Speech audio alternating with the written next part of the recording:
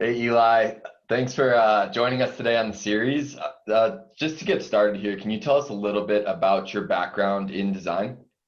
Hey, Alex, of course. So yeah, I mean, background in design, I came from a graffiti background, and very unique, I would say, that kind of brought me into UX or in the realm of UX. Went through the traditional marketing perspective with agencies and stuff like that. I just felt like, hey, having a voice, an artistic voice, I felt it lended itself very easily to branding. Currently, I'm the interim head of user experience and product for Wabtec. It's a transportation company, and also coming from the Home Depot side, building the app and the .com experience. But again, my bread and butter is building teams, not just like from the perspective of like, hey, let's build a really awesome team, but we're really looking into the strategy and the processes that that team uses, specifically looking into the UX design thinking realm of things where like companies, still we've been talking about for years, like they still don't acknowledge design in some instances. Not every company is design driven. They're more numbers and metrics driven, which is totally fine. And there's always an avenue for design thinking when you have that problem space. Is that your graffiti behind you? Yeah, so in my spare time, I still do some artwork. I can't get to the murals, like the 5 foot murals anymore. Hey, my passion goes out. I'm still a graffiti art hunter, I'd say, to like finding really cool artwork out there. All the stuff that you see online. So I collect a lot of that stuff. But whenever I have some time, I do some artwork here in the house just to kind of have and add some color to the space. So you're kind of in a unique industry compared to some of the designers we talk to. How do you help maybe new entrants to the field understand the importance of like UX needs to actually be included in all sorts of industrial industries as well, not just, buying shoes online? Yeah, no, great question. I think like coming into this experience, it was unique in a way because, okay, if you think about like, these shoes that we talk about, right? You buy these shoes and they get to you. People don't think about like how these shoes were shipped from wherever they were made and how they got to you. Yeah. And that's kind of what like drove me into this unique experience where it's like looking at the experiences that these logistic companies use, and it's really like DOS. It's like, if everybody remembers like the green screen or the black screen, and like all commands on the keyboards. It's a really huge gap right now, and a space to navigate. It's like, how do you make those experiences user friendly, device friendly? Because you think about like if you're out in the middle of nowhere and you're about to frack something, right? Hmm. You're a trucker and you're like, driving this 18 wheeler and you don't have signal. You have to wait till you get signal, and you're probably holding 3 different devices in your hand while you're driving a truck. Oh, Let's that's say, great. Yeah. yeah, yeah. Okay. So it's kind of like thinking about like how do we change those experiences, and then also looking at like say like the port of LA, where like you're a person in a really high tower moving cargo containers out of a ship.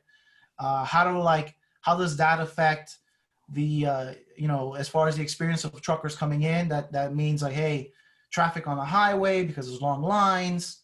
So again, like, looking at these experiences where everything's so like this person has to have at least 20 years of background knowledge to perform these actions. Right. And again, talking to the people that use our experiences, where everyone's retiring, and then there's not new people wanting to come into the logistics experience. So it And kind of creates a place where like, man, what if it was really easy to use? I can pick it up in like 2 weeks. I can start using it and really changing that space and the mindset of that space. and in this space, do you have different considerations like what, like OSHA compliance? There's a lot of other things you have to be thinking about. Yeah, there's unions, there's OSHA, there's government. So like, say when a container reaches a port, you have to deal with like different dermage. So it's kind of like legal actions, like Coast Guards, how that line of calculations have to go through. Experiences of like, okay, when a container reaches a destination, what is that limitation on that dockage, timing? Is the crew, yeah, as far as like there's a space and time when a container reaches on a train to a terminal where like people can't use devices because it's like you can get your hand cut off because you have like a 10,000 pound vehicle coming to you if you're not. Yeah. So like there's a bunch of different limitations, and also legal codes that we have to follow. So it's kind of like also understanding that, where it's not just like a pizza tracker, this thing will ride. There's all these different instances of. In this industry, it probably is pretty important to be on site and physically view a lot of those limitations. Here's how the heavy industrial process works. Here's those physical considerations. How has that changed this year? Used to travel to these destinations. Every destination is unique because of if it's not a sensor in the middle of the track, or like experience how the crew unloads or loads containers, or like getting on the towers and experiencing all the multiple screens. Yeah. So like what we've had to do a lot is just do more virtual and kind of preparing for that. Our team already was very distributed, meaning that we do have a central office, well, two really, Chicago and Atlanta. But I think the biggest thing is like really as we started to grow the team to experience like, hey, our bills for flying are crazy. We have to kind of start to think of like, we're building digital products. How do we user test some of these products remotely with our clients? And then also walking our clients through like the engagement of like, what is the UX experience? So we're like, it's like, hey, we're here to be part of the process to understand.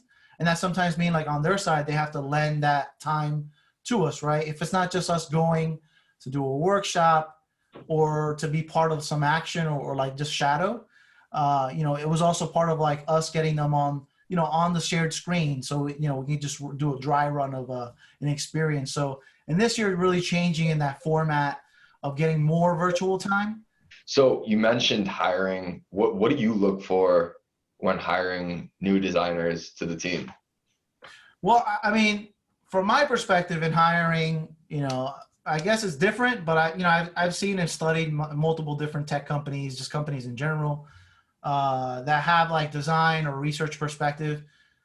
Ours in particular is kind of unique because we're not going to find somebody that's been in the industry for years. We're looking for fresh faces from a research side, as long as a product design side, that like this might be unfamiliar to them because, we don't want biases.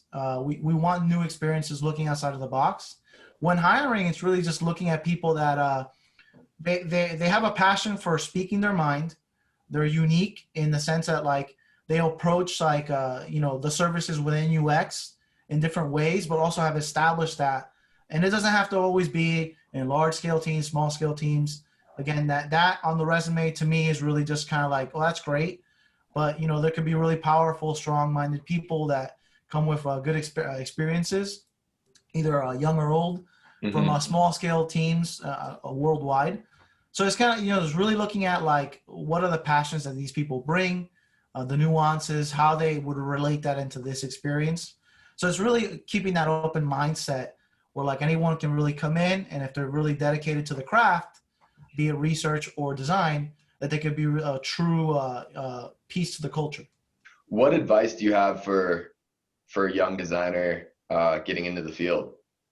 Yeah, so like I mentioned, hey, when I was a young designer, I was a graffiti artist. I had a voice. I just didn't know how to do it. I think the biggest thing that I learned was, look, if you use your voice, if you have a side hustle, what I mean by side hustle, if you're an illustrator trying to get in, like, in your portfolios, like just put in stuff that you want to just do, right? Show like if you haven't had the experience because you're early on in the career, take an application that everybody knows and kind of retool it and create another feature.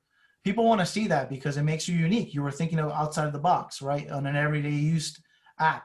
Use the tools that we have like LinkedIn and search out people that are in the industry, right? And like, try to talk to them, as many connections as you can. Like back in the days, when I graduated college I went to Maryland, MICA, I tried to make as many connections as possible because you don't know down the road what that would lead up to, right? So I just, use the tools that you have, try to be unique. Any side hustle, it could be you're a great singer, you're a great knitter. It could be anything. Use that to make you stand out because again, in today's world, there's so many people trying to apply. And then on my side is like, what makes this person different than the person standing right next to me? Right. So that think about culture, read up on that company's culture. What are they up to? If it's about, community, being community advocates, like say a MailChimp, they're really into the community and how they give back and how that applies to the actual products that they sell.